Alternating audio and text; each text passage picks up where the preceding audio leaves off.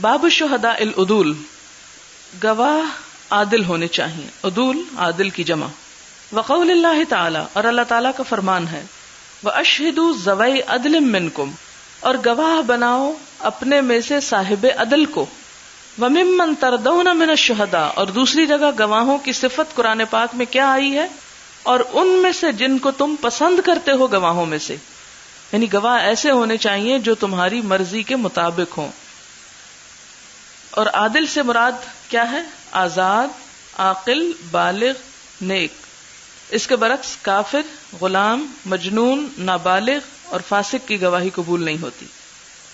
حدثنا الحكم بن نافع اخبرنا شعيب عن الزهري قال حدثني حميد بن عبد الرحمن بن عوف ان عبد الله بن عتبة قال سمعت عمر بن الخطاب رضي الله عنه يقول ان اناسا كانوا يؤخذون بالوحي في عهد رسول الله صلی اللہ علیہ وسلم. حضرت عمر بن خطاب کہتے تھے کہ لوگوں کا مواخذہ کر لیا جاتا تھا وحی کے ذریعے رسول اللہ صلی اللہ علیہ وسلم کے زمانے میں. یعنی آپ کے زمانے میں اگر کوئی شخص جھوٹ بولتا یا اس کا نفاق ویسے ظاہر نہ ہوتا تو وحی کے ذریعے بات پتہ چل جاتی تھی، حقیقت کھل جاتی تھی. وَإِنَّ الْوَحْيَ قَدْ انْقَطَعَ، لیکن آج میرے دور میں یعنی عمر کے دور میں وحی کا سلسلہ ختم ہو چکا ہے.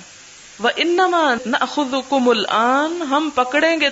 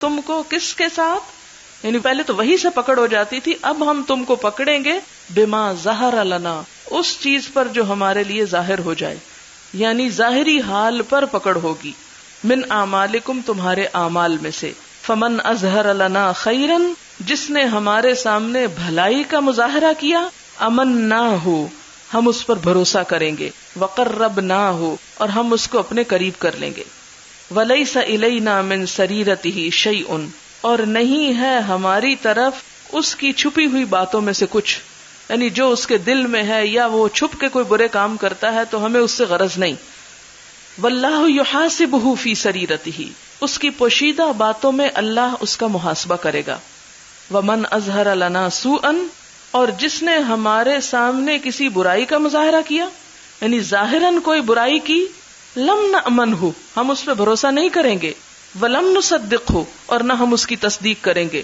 وان قال، اور اگرچہ وہ کہتا ہو، ان سریرتہ حسنۃ، کہ اس کا باطن بہت اچھا ہے، یعنی خواہ کوئی شخص یہ کہے کہ میرا دل اور میری نیت بڑی صاف ہے، لیکن ظاہر میں اگر غلط کام کر رہا ہے تو اس کی پکڑ ہوگی۔ اب اس بنیاد اور اس دلیل پر آپ دیکھیں حضرت عمر کے اس طرز عمل پر، اگر کوئی شخص یہ کہے کہ میں حجاب نہیں کرتا تو اس سے آپ مجھ پر کوئی برا گمان نہ رکھیں، میں دل کا بہت پاک آدمی ہوں، تو یہ بات حضرت عمر کے خیال میں درست نہیں ہے۔ وہ کہتے ہیں نہیں، ہم تو دیکھیں گے تم ظاہر کیا کرتے ہو، اور ظاہر کے ہوتے ہوئے اگر دل میں تقوی نہیں، جیسا کہ آپ نے سورۃ الاحزاب میں پردے کی آیات میں کیا پڑھا، ان اتقین اللہ، کہ اللہ سے ڈرتی رہو، صرف اوپر نہ اوڑھو بلکہ دل میں بھی خدا کا خوف ہو۔ اب ہم کس کو دیکھیں گے؟ کسی کے دل کو نہیں دیکھیں گے وہ کیسا ہے، اگر نیت خراب ہے تو اللہ پکڑے گا، اور اگر نیت اچھی ہے اور ظاہر خراب ہے تو ہم پکڑیں گے۔ باب تعدیل کم یجوز، تعدیل کے لیے کتنے لوگ ہونے چاہیے، کتنے لوگوں کی تعدیل جائز ہوتی ہے؟ اور تعدیل کا مطلب ہے نا کسی کو نیک قرار دینا، کسی کو بری ذمہ قرار دینا، اس کا تزکیہ کرنا، اس کو اچھا کہنا۔ عدالت و جرح آپ لفظ پڑھتے ہوں گے، علوم الحدیث میں سب پڑھ چکے ہوں گے اب تو، کہ حدیث کی روایت کے لیے کس کا ہونا ضروری ہے؟ عادل ضابط شخص کا۔ تو عادل اسی سے عدالت اور تعدیل ہے، کہ کسی کی پاکیزگی یا کسی کی اچھائی یا صفت بیان کرنا۔ تو اس کے لیے کتنے لوگ ہونے چاہیے؟ حدثنا سلیمان بن حرب حدثنا حماد بن زید عن ثابت عن انس رضی اللہ عنہما قال مر علی النبی صلی اللہ علیہ وسلم بجنازۃ، نبی صلی اللہ علیہ وسلم کے پاس ایک جنازہ گزرا، فاثنوا علیہا خیرا، تو لوگوں نے اس کے بارے میں اچھے الفاظ کہے، اثنوا ثنا کی، تعریف کی، علیہا اس جنازے کی، خیرن اچھے الفاظ میں، فقالا پھر فرمایا، وجبت واجب ہو گئی، کیا؟ جنت۔ یہ کس نے فرمایا؟ نبی صلی اللہ علیہ وسلم۔ ثم مر باخرى، پھر ایک اور جنازہ گزرا، فاثنوا علیہا شرا، تو لوگوں نے اس کو برے الفاظ میں یاد کیا، او قال غیر ذلک، یا کہا کہ اس کے علاوہ، یعنی خیر کے علاوہ، فقالا تو آپ نے فرمایا، وجبت واجب ہو گئی، یعنی جہنم واجب ہو گئی۔ فقیل یا رسول اللہ، تو کہا گیا کہ اے اللہ کے رسول صلی اللہ علیہ وسلم، قلت لہذا وجبت، آپ نے اس کے لیے بھی کہا وجبت، ولہذا وجبت، اور اس کے لیے بھی یہی کہا وجبت۔ قالا، تو فرمایا، شہادت القوم، لوگوں کی گواہی جو ہے وہ مقبول ہے، یعنی یہ جو جتنے لوگ اس کے بارے میں اچھا یا برا کہتے ہیں یہ کیا ہے؟ یہ قبول کی جائے گی۔ کیوں؟ المؤمنون شہداء اللہ فی الارض، مومن زمین میں، دنیا میں اللہ کے شہداء ہیں، جیسا کہ آپ جانتے ہیں، وَكَذَلِكَ جَعَلْنَاكُمْ أُمَّةً وَسَطًا لِتَكُونُوا شُهَدَاءَ، تو ہمیں کیا گواہ بنایا گیا؟ کہ ہم ایک طرح سے ایک معیار ہیں یہ جانچنے کے لیے کہ مومن کون ہے، اچھا کون ہے، کافر کون ہے، فاسق کون ہے۔ اور اس کے علاوہ ایک معنی یہ بھی بنتا ہے کہ دنیا میں ایمان کی طرف بلانے والے اور کفر سے روکنے والے اور حق کی گواہی دینے والے وہ تم لوگ ہو، اور اگر کوئی اہل ایمان کسی مرنے والے کے بارے میں اچھائی کا اظہار کریں تو وہ دراصل ان سب کی گواہی ہے، کس کے لیے؟ اس مردے کے حق میں۔ اور اگر وہ برائی بیان کریں تو وہ بھی گواہی ہے کس کے لیے؟ مردے کے خلاف. اب کتنے ہونے چاہیے وہ؟ 1 ہے، 2 ہے، 5 ہیں، 7 ہیں، ہزاروں ہیں، کتنے کی گواہی کافی ہے؟ اب اگلی حدیث میں اس سے مزید وضاحت ہو جائے گی. حدثنا موسى بن اسماعیل حدثنا داود بن ابی الفرات حدثنا عبد الله بن بريدة عن ابي الاسود قال اتيت المدینة. ابو الاسود کہتے ہیں کہ میں مدینہ میں آیا. وقد وقع بها مرض، اور وہاں پر ایک مرض واقع ہو چکی تھی، یعنی بیماری پھیلی ہوئی تھی، وبا تھی. وهم يموتون موتا ذريعا، اور وہ لوگ مر رہے تھے جلدی کی موت، یعنی بہت موتیں ہو رہی تھی اس وبا کی وجہ سے. فجلست الى عمر رضی اللہ عنہ، تو میں حضرت عمر کے پاس بیٹھ گیا. فمرت جنازۃ، تو ایک جنازہ گزرا. فاثنی خیرا، اس کی تعریف کی گئی، یعنی یاد کیا گیا اچھے الفاظ میں. فقال عمر، تو عمر نے کہا وجبت، واجب ہو گئی. ثم مر باخرى، پھر دوسرا گزرا. فاثنی خیرا، اس کی بھی اچھے الفاظ میں تعریف کی گئی. فقال وجبت، تو کہنے لگے واجب ہو گئی. ثم مر بالثالثة، پھر تیسرا جنازہ گزرا. فاثنی شرا، تو اس کی برے الفاظ میں تعریف کی گئی، یعنی برائی بیان کی گئی. فقال، تو بولے عمر وجبت، واجب ہو گئی. فقلت وما وجبت یا امیر المومنین، تو میں نے کہا اے امیر المومنین کیا واجب ہو گئی؟ قال قلت كما قال النبی صلی اللہ علیہ وسلم، تو حضرت عمر کہنے لگے میں نے بھی وہی کہا ہے جو نبی صلی اللہ علیہ وسلم نے فرمایا تھا. کیا فرمایا تھا؟ ایما مسلم شہد لہ اربعۃ بخیر ادخلہ اللہ الجنہ، کوئی بھی مسلمان جس کے اچھا ہونے کی 4 لوگ گواہی دے دیں اللہ اس کو جنت میں داخل کر دے گا. قلنا وثلاثہ، ہم نے کہا اور اگر 3 یعنی 4 نہ ہو 3 گواہی دیں. قال وثلاثۃ، تو فرمایا اور 3 کی گواہی بھی مقبول ہے. قلنا واثنان، ہم نے کہا اور 2. قال واثنان، تو فرمایا اور 2 کی گواہی بھی درست ہے. ثم لم نسألہ عن الواحد، پھر ہم نے آپ سے ایک کے بارے میں نہیں پوچھا. تو اس سے کیا پتہ چلتا ہے کہ کسی کی تعدیل یا تزکیہ کے لیے کم از کم 2 گواہوں کا ہونا ضروری ہے.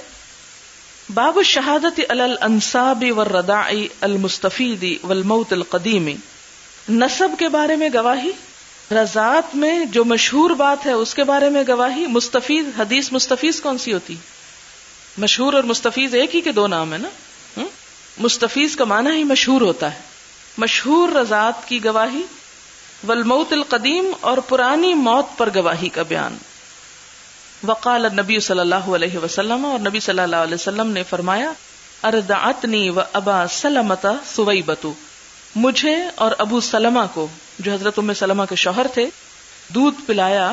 کس نے؟ ثویبہ نے. ثویبہ ابو لہب کی لونڈی تھی.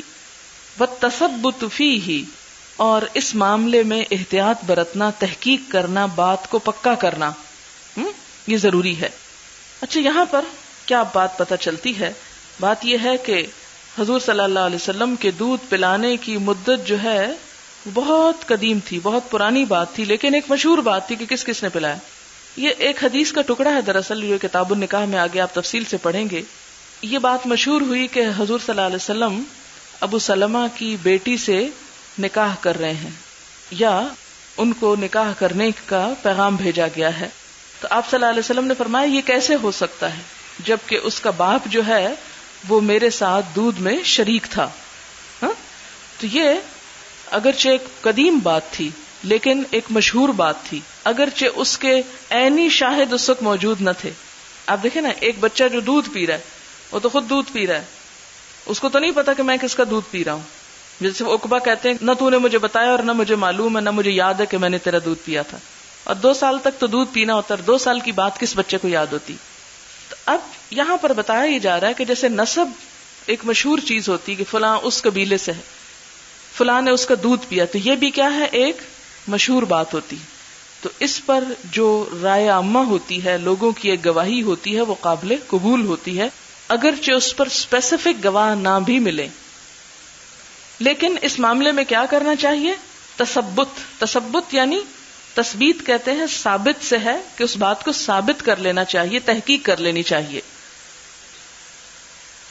حدثنا آدم حدثنا شعبة اخبرنا الحكم عن عراق بن مالك عن عروة بن الزبير عن عائشة رضی اللہ عنہا قالت استأذن علی افلح، اجازت طلب کی مجھ سے افلح نے، ایک شخص کا نام ہے، فلم آذن لہ، میں نے اس کو اپنے پاس آنے کی اجازت نہ دی، فقالا، تو افلح بولے، اتحتجبین منی، کیا تم مجھ سے حجاب کرو گی، مجھ سے پردہ کرو گی، وانا عمکی، حالانکہ میں تمہارا چچا ہوں، فقالت، تو عائشہ کہنے لگی، وکیف ذالک، یہ کس طرح، قالا اردعت کی امرأۃ اخی بلبن اخی، دودھ پلایا تھا تجھ کو میرے بھائی کی بیوی نے، یعنی میری بھابھی نے، بلبن اخی، میرے بھائی کے دودھ سے، یعنی میرے بھائی کی جو بیوی تھی اس کا بچہ میرے بھائی سے ہوا اور اس کی وجہ سے دودھ پیدا ہوا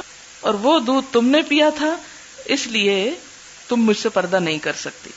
فقالت سألت عن ذلك رسول اللہ صلی اللہ علیہ وسلم، حضرت عائشہ کہتی ہیں میں نے اس بارے میں حضور صلی اللہ علیہ وسلم سے پھر دریافت کیا، فقالا، تو آپ نے فرمایا، صدق افلح، افلح نے سچ کہا، اذنی لہو، اس کو آنے کی اجازت دے دو۔ اب یہ بات جو ہے حضور نے کیسے گواہی دے دی، اصل میں حدیث اس لیے آئی ہے یہاں، شہادت الرضا المستفید، یعنی مشہور بات جو ہوتی ہے وہ بھی گواہی میں شمار ہوتی ہے ایک طرح سے۔ حضور صلی اللہ علیہ وسلم نے ضروری تو نہیں کہ حضرت عائشہ کو افلا کے بھائی کی بیوی کا دودھ پیتے ہوئے وہاں جا کر خود اپنی آنکھوں سے دیکھا تھا، پیچھے یہ بات ہو رہی تھی نا اس باب کے شروع میں کہ گواہی صرف ان امور پر نہیں ہوتی جن کو انسان اپنی آنکھوں سے دیکھے، عین الیقین پر نہیں ہوتی، بلکہ کس پر ہوتی ہے، بعض اوقات سننے پر اور بعض اوقات ایک بات کے مشہور ہو جانے پر جس کی تصدیق بہت سارے لوگ کر رہے ہوں۔ تو حضور صلی اللہ علیہ وسلم سے جب مسئلہ پوچھا گیا تو آپ نے صرف دینی اعتبار سے نہیں بتایا کہ ہاں رضائی چچا ہیں ان سے پردہ نہیں، بلکہ ساتھ ہی اس ماحول کی گواہی کو بھی ساتھ پیش کیا کہ ہاں یہ بات ٹھیک ہے، بات یوں ہی مشہور ہے کہ تم نے دودھ پیا تھا۔ حدثنا مسلم ابن ابراہیم حدثنا حمام حدثنا قتادہ عن جابر بن زید عن ابن عباس رضی اللہ عنہما قال قال النبی صلی اللہ علیہ وسلم فی بنت حمزہ، نبی صلی اللہ علیہ وسلم نے حضرت حمزہ کی بیٹی کے بارے میں کہا، اور ان کے بارے میں بھی یہ پتا چلا تھا کہ شاید آپ اس سے نکاح کریں، تو آپ نے فرمایا لا تحلو، وہ بچی میرے لیے حلال نہیں ہو سکتی، یحرم من الرضاعۃ ما یحرم من النسب، کیونکہ رضاعت کی وجہ سے بھی وہ تمام رشتے محرمات میں شامل ہو جاتے ہیں جو نسب کی وجہ سے ہوتے ہیں، یعنی نسب کو تو آپ سمجھتے ہیں نا کہ نسب کی وجہ سے، خاندان کی وجہ سے جو رشتے حرام ہوتے ہیں، دودھ کی وجہ سے بھی وہ ویسے ہی حرام ہو جاتے ہیں، یعنی جیسے کوئی اپنی سگی بہن سے نکاح نہیں کر سکتا یا بھانجی سے نہیں کر سکتا یا بھتیجی سے نہیں کر سکتا، اسی طرح کوئی شخص اپنی رضائی بہن سے، رضائی بھانجی بھتیجی سے بھی نہیں کر سکتا۔ یہ ایک مشہور قاعدہ ہے، ہاں، یعنی یحرم من الرضاعۃ ما یحرم من النسب، ہی ابنۃ اخی من الرضاعہ، کہ حمزہ جو ہے وہ میرے بھائی ہیں رضاعت میں۔ حضرت حمزہ نے اور حضور نے اکٹھے دودھ پیا تھا، تو یہ رشتے کی روح سے اگرچہ چچا تھے لیکن اس کے علاوہ چچا ہونے کے ساتھ ساتھ وہ رضائی بھائی بھی تھے، اس لیے اگر وہ صرف چچا کی بیٹی ہوتی تو شادی ہو سکتی تھی، لیکن چونکہ حضرت حمزہ نے اور حضور نے اکٹھے دودھ پیا تھا تو اس وجہ سے شادی نہیں ہو سکتی تھی۔ حدثنا عبداللہ بن یوسف اخبرنا مالک عن عبداللہ بن ابی بکر عن امرۃ بنت عبد الرحمن ان عائشہ رضی اللہ عنہا زوج النبی صلی اللہ علیہ وسلم اخبرتها ان النبی صلی اللہ علیہ وسلم کان عندها وانها سمعت صوت رجل يستأذن في بیت حفصہ۔ حضرت عائشہ کہتی ہیں کہ حضور صلی اللہ علیہ وسلم میرے گھر میں تھے کہ اتنے میں انہوں نے آواز سنی، کس نے؟ حضرت عائشہ نے، کس کی؟ ایک شخص کی، ایک مرد کی، جو حضرت حفصہ کے گھر میں آنے کی اجازت مانگ رہا تھا۔ قالت عائشہ رضی اللہ عنہا، حضرت عائشہ بولی، فقلت یا رسول اللہ اراہ فلانا، میرا خیال ہے کہ فلاں شخص ہے، لأم حفصہ من الرضاعۃ، جو حضرت حفصہ کا رضائی چچا ہے۔ فقالت عائشہ، تو عائشہ کہنے لگی، یا رسول اللہ ھذا رجل یستأذن فی بیتک، یہ شخص آپ کے گھر میں آنے کی اجازت مانگ رہا ہے. حضرت حفصہ کا گھر دراصل کس کا گھر تھا؟ حضور کا گھر تھا. قالت فقال رسول اللہ صلی اللہ علیہ وسلم، کہنے لگی کہ رسول اللہ صلی اللہ علیہ وسلم نے فرمایا اراہ فلانا لام حفصہ من الرضاع، میرا خیال ہے کہ یہ شخص جو ہے حفصہ کا رضاعی چچا ہے. فقالت عائشہ لو کان فلانا حیا لامها من الرضاع، کہ اگر فلان شخص جو رضاعت کے اعتبار سے میرا چچا تھا دخل علیہ، میرے گھر میں آتا تو یہ ٹھیک تھا. فقال رسول اللہ صلی اللہ علیہ وسلم نعم، کہ ہاں ایسا ٹھیک تھا، یعنی وہ فوت ہو چکا تھا. تو حضرت عائشہ حضرت حفصہ کے رضاعی چچا کی بات کو بیس بنا کر اپنے بارے میں پوچھتی ہیں کہ اگر میرا بھی فلاں رضاعی چچا آنا چاہتا تو کیا آ سکتا تھا؟ تو آپ نے فرمایا کیوں نہیں. ان الرضاعۃ یحرم منها ما یحرم من الولادۃ، کیونکہ نسب سے جس طرح رشتے حرام ہوتے ہیں ایسے ہی رضاعت سے بھی ہو جاتے ہیں. حدثنا محمد بن کثیر اخبرنا سفیان عن اشعث ابن ابی شعثاء عن ابیہ عن مسروق ان عائشہ رضی اللہ عنہا قالت دخل علی النبی صلی اللہ علیہ وسلم وعندی رجل، کہ نبی صلی اللہ علیہ وسلم میرے پاس آئے اور میرے پاس ایک آدمی بیٹھا ہوا تھا. فقالا، تو آپ نے فرمایا یا عائشہ من ھذا، اے عائشہ یہ آدمی کون ہے، یہ مرد کون ہے؟ قلت اخی من الرضاع، میں نے کہا کہ میرا رضائی بھائی ہے. قال یا عائشہ، تو آپ نے فرمایا اے عائشہ انظرنا من اخوانکنا، ذرا دیکھ کے کہ کون کون ہیں بھائی تمہارے. فانما الرضاعۃ، کیونکہ رضاعت من المجاعۃ، بھوک کی وجہ سے ہوتی، یعنی رضاعت ثابت کب ہوتی ہے؟ جب ایک بچہ بھوک کی حالت میں پیٹ بھر کے دودھ پیتا ہے. یعنی قصہ کس طرح ہے کہ آپ صلی اللہ علیہ وسلم گھر تشریف لائے تو دیکھا حضرت عائشہ کے پاس ایک مرد بیٹھا ہوا ہے. آپ نے پوچھا کون ہے؟ بولی یہ میرا رضائی بھائی ہے. آپ نے فرمایا ذرا خیال کر کے اور تصدیق کر کے، اس بات کی تثبیت کر کے کہ واقعی اس نے رضاعت کا حق ادا کیا ہے، یہ صرف ایک چسکی لگائی اور رضائی بھائی ہو گیا، نہیں، اس طرح نہیں. رضاعت کب ثابت ہوتی ہے؟ من المجاعۃ، بھوک سے، کہ جب بچہ بھوک کی حالت میں دودھ پیے اور اتنا پیے کہ پیٹ بھر جائے، تسلی ہو جائے اس کی، تو پھر وہ دودھ اس بچے کے جسم کا حصہ بنتا ہے اور اس کی وجہ سے وہ رشتہ قرار پاتا ہے. تابعہ ابن مہدی عن سفیان. اور اسی طرح یہ ہے کہ جیسا کہ آپ سورۃ النساء میں ہی پڑھ چکے ہیں وَأُمَّهَاتُكُمُ اللَّاتِي أَرْضَعْنَكُمْ، تو وہاں بھی رضاعت کی بات ہوئی تھی کہ علماء کیا قید لگاتے ہیں کہ مدت رضاعت کے اندر دودھ پلایا گیا ہو، اور دوسرا یہ کہ پیٹ بھر کے بچے نے دودھ پیا ہو. باب شہادت القاذف، قاذف کا لفظ قذف سے ہے. قذف کہتے ہیں زنا کی تہمت لگانا، اور قاذف زنا کی تہمت لگانے والا. والسارق، اور چور. والزانی، اور زناکار. وقول اللہ عز وجل، اور اللہ سبحانہ و تعالیٰ کا قول ہے وَلَا تَقْبَلُوا لَهُمْ شَهَادَةً أَبَدًا، کہ ان لوگوں کی گواہی قبول نہ کرو. وَأُولَئِكَ هُمُ الْفَاسِقُونَ، اور یہ لوگ دراصل فاسق ہیں. إِلَّا الَّذِينَ تَابُوا مِن بَعْدِ ذَلِكَ وَأَصْلَحُوا، مگر وہ لوگ جو اس کے بعد توبہ کر لیں اور اصلاح کر لیں. یعنی جیسا کہ قرآن پاک میں بھی یہ سورۃ النور کی آیت ہے نا کہ اب کس کس کی گواہی نہیں لی جائے گی؟ قاذف کی، یعنی جس نے زنا کی تہمت لگائی، چور کی اور زانی کی.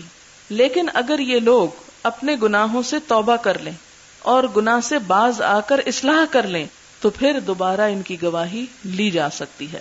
وَجَلَدَ عُمَرُ أَبَا بَكْرَةَ، اور حضرت عمر نے کوڑے لگائے. کس کو؟ ابو بکرہ کو، جن کا نام نفع بن حارث تھا. وشبل ابن معبد کو، ونافع، اور نافع بن حارث کو. بقذف المغیرتی، جب انہوں نے مغیرہ پر زنا کی تہمت لگائی. 3 لوگ تھے، 4 گواہ ہونے چاہیے نا زنا میں. اگر 4 پورے نہ ہوں تو کیا فرمایا؟ فَأُولَئِكَ عِندَ اللَّهِ هُمُ الْكَاذِبُونَ، الزام لگانے والے خود جھوٹے.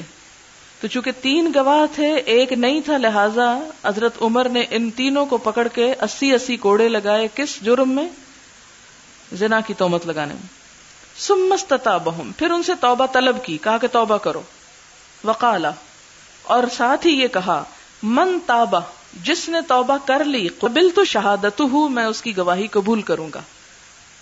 یعنی توبہ کب ہوتی ہے؟ جب حد لگ جائے. یعنی جب 80 کوڑے پڑ جائیں تو اس وقت بھی کوئی توبہ نہیں کرے گا.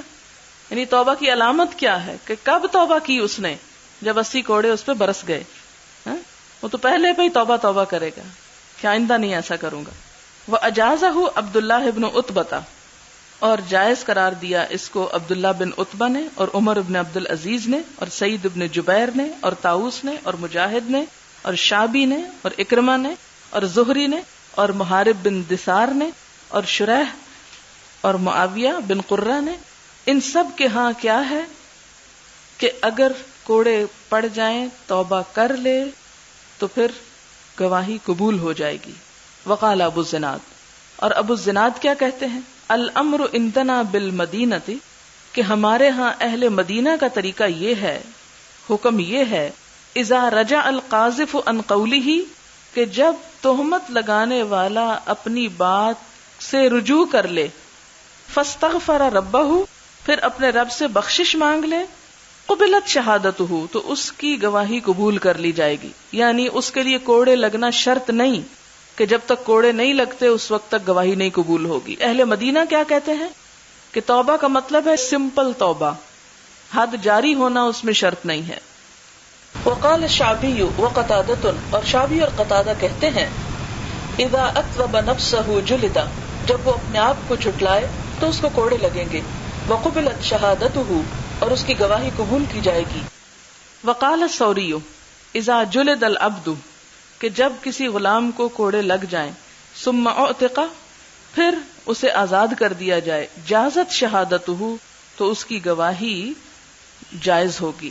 وَإِنِ اسْتُقْضِيَ الْمَحْدُودُ قَضَايَاهُ جَائِزَةٌ، وَإِنِ اسْتُقْضِيَ، اور اگر قاضی بنایا جائے، جج بنایا جائے، کس کو؟ المحدود، یہ لفظ بار بار آئے گا.